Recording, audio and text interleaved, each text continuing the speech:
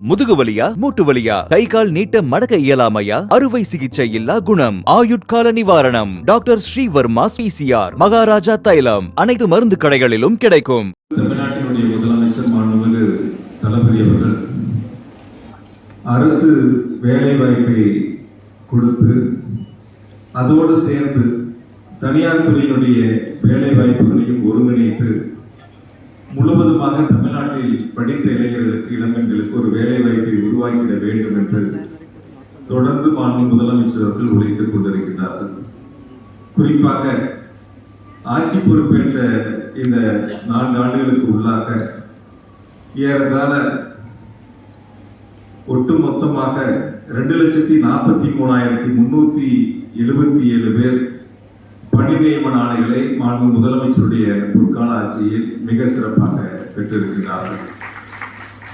இது எதை காட்டுகிறது என்று சொன்னால், ஏதோ அரசு வேலை வாய்ப்புகளைத்தான் நாம் முழுமையாக உருவாக்கிட வேண்டும் என்று மட்டுமில்லாமல் தனியார் துறையினுடைய வேலை வாய்ப்புகளையும் ஊக்குவித்து அவர்களுக்கான அந்த பயிற்சிகளையும் கொடுக்கக்கூடிய மிக சிறப்பான திட்டமாக நான் முதல்வர் திட்டத்தை முதலமைச்சருடைய கனவு திட்டமாக செயல்படுத்திக் கொண்டிருக்கின்றார்கள். லட்சக்கணக்கான இளைஞர்கள் இளம்பெண்கள் நான் முதல்வர் திட்டத்தின் மூலமாக பயன்பெற்று வேலை வாய்ப்பை தொடர்ந்து பெற்று வருகின்றார்கள். மற்றும் முதலமைச்சருடைய இலக்கை பொறுத்தவரை, குறிப்பாக இன்றைய வேலை வாய்ப்பு முகாமை பொறுத்தவரை நேற்று வரை ஆன்லைன் மூலமாக 4000க்கும் மேற்பட்டோர் பதிவு செய்திருந்தார்கள். இன்று நேரடியாக வருகையிலிருந்து தங்களுடைய பதிவுகளை செய்து இன்று நடைபெறுகின்ற இந்த வேலை வாய்ப்பு முகாமில் ஏறத்தாழ 10,000 பேர் கலந்து கொள்வார்கள் என்று நாம் எதிர்பார்க்கின்றோம். நிச்சயமாக அது கலந்து கொள்ளக்கூடிய ஒரு வாய்ப்பாக இது அமைந்திருக்கின்றன. ஏறத்தாழ 295 நிறுவனங்கள் இந்த வேலை வாய்ப்பு முகாமிலே பங்கெடுத்து 20,000க்கும் மேற்பட்ட வேலை வாய்ப்புகளை வழங்குவதற்கு அந்த நிறுவனங்கள் தயாராக இருக்கின்றன. எனவே வந்திருக்கக்கூடிய சகோதர சகோதரிகள், உங்களுக்கு பிடித்த நீங்கள் விரும்புகின்ற இந்த நிறுவனங்களை தேர்வு செய்து தங்களுக்கான வேலை வாய்ப்புகளை உறுதி செய்து கொள்ளலாம் என்ற அன்போடு கேட்டுக்கொண்டு, மாண்பு முதலமைச்சர்கள் பொறுத்தவரை வாக்களித்தவர்கள் வாக்களிக்காதவர்கள் என்று வித்தியாசம் பார்ப்பதில்லை. கோவையை பொறுத்தவரை இருக்கக்கூடிய சகோதர சகோதரிகளுக்கு நன்றாக தெரியும், 10 தொகுதியும் எதிர்கட்சி தான். எதிர்கட்சி தானே யோசிக்கிறீங்க? கொஞ்சம் அரசியல் தெரியல, கொஞ்சம் பேர் இருக்கு.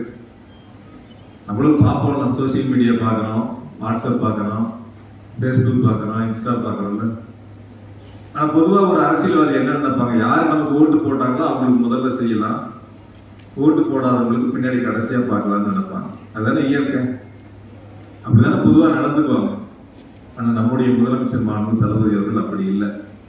234 தொகுதிக்கும் தானே சட்டமன்ற உறுப்பினராக எண்ணி அனைத்து தொகுதிகளுக்கும் ஒரு சேர வளர்ச்சி திட்டங்களை வழங்கக்கூடிய ஒரு மகத்தான முதலமைச்சரை நாம் பெற்றிருக்கிறோம். 10 தொகுதி எதிர்கட்சியா இருந்தா கூட மாண்பு முதலமைச்சர்கள் சென்னை மாவட்டம் தவிர அரசு நிகழ்ச்சிகளில் அதிகமாக கலந்து கொண்ட முதல் மாவட்டம்னா அது கோயம்புத்தூர் மாவட்டம் தான். இதெல்லாம் அதிகமாக வருகிறது. அரசினுடைய நலத்திட்டங்களை வழங்கி புதிய பணிகளுக்கு தொடங்கி வைத்து பல்வேறு சிறப்பு திட்டங்களை மாண்பு முதலமைச்சர்கள் செயல்படுத்தி வந்தாங்க. நம்ம போட்டித் தேர்வுக்கு தயாராகணும். அப்படி தயாராகணும், நமக்கு ஒரு சிறந்த நூலகம் வேணும்ல, படிக்கிறதுக்கு நமக்கு ஒரு சிறந்த நூலகம் வேணும். இப்போ சென்னையில் அண்ணா நூற்றாண்டு நூலகம் இருக்கு, அது முத்தமிழ் கலைஞர் அவர்கள் உருவாக்கிய ஒரு மகத்தான பிரம்மாண்டமான நூலகம். அதற்கு அடுத்து மதுரையிலே மாண்பு முதலமைச்சர்கள் மிக பிரம்மாண்டமான ஒரு நூலகத்தை உருவாக்கி அங்கு லட்சக்கணக்கான இளைஞர்கள் இளம்பெண்கள் படித்து வருகின்றார்கள். அந்த வகையில் கோவையில் மிக பிரம்மாண்டமான ஒரு நூலகத்தை உருவாக்கிட வேண்டும் என்பதற்காக 300 கோடி ரூபாய் நிதிகளை கொடுத்து மாண்பு முதலமைச்சர் அவர்களே அதற்கான அடிக்கல் நாட்டப்பட்டு 7 மாடி கட்டிடம் மிக பிரம்மாண்டமாக உருவாகி வருகிறது. வரக்கூடிய ஜனவரி மாதம் அந்த நூலகத்தை மாண்பு முதலமைச்சர்கள் திறந்து வைக்க இருக்கின்றனர். சிரமப்பட்டு படிக்கக்கூடியவங்களுக்கு அது ஒரு மிகப்பெரிய ஒரு வரப்பிரசாதமாக அந்த நூலகத்தை மாண்பு முதலமைச்சர்கள் வழங்கியிருக்காங்க. செம்மொழி பூங்கா, அது கோவையில் ஏறத்தாழ 45 ஏக்கர் பரப்பளவுல 167 கோடி ரூபாய் மதிப்பில் அந்த செம்மொழி பூங்காவுடைய பணிகள் ஏறத்தாழ 80 விழுக்காடு நிறைவு பெற்றிருக்கின்றன. மீதம் இருக்கக்கூடிய பணிகள் விரைவாக முடிக்க வேண்டும் என்று மாண்பு முதலமைச்சர்கள் உத்தரவுகளை வழங்கியிருக்காங்க. இப்படி தொடர்ச்சியாக நம்ம கோவை மாவட்டத்தில் மட்டும் பார்த்தீங்கன்னா கலைஞர் மகளிர் உரிமை திட்டத்தில் பயன்பெறக்கூடிய தாய்மார்கள் 4,61,000 பேர் மாதம் 1000 ரூபாய் முதலமைச்சர்கள் வழங்கக்கூடிய கலைஞர் மகளிர் உரிமை தொகையை பெற்று வருகின்றார்கள். அதன் மூலமாக பயனடைந்து வருகின்றார்கள். பேருந்துகள்ல மகளிருக்கு கட்டணம் இல்லை. விடியல் பயணம் என்ற ஒரு மகத்தான திட்டத்தை முதலமைச்சர்கள் தொடங்கி கோவை மாவட்டத்தில் மட்டும் ஏறத்தாழ 98 கோடி பயணங்களை கோவை மாவட்டத்தில் இருக்கக்கூடிய மகளிர் பெற்று பயன்பெற்றிருக்கிறார் என்று சொன்னால் முதலமைச்சருடைய திட்டம் காலை உணவு திட்டங்கிற ஒரு மகத்தான திட்டம். ஆரம்ப பள்ளியில் படிக்கக்கூடிய அரசு உதவி பெறுகின்ற பள்ளியில் படிக்கக்கூடிய குழந்தைகளுக்கு காலை உணவு திட்டம் என்ற ஒரு சிறப்பான திட்டத்தை முதலமைச்சர்கள் தொடங்கி வைத்து செயல்படுத்திக் கொண்டிருக்கிறார்கள்.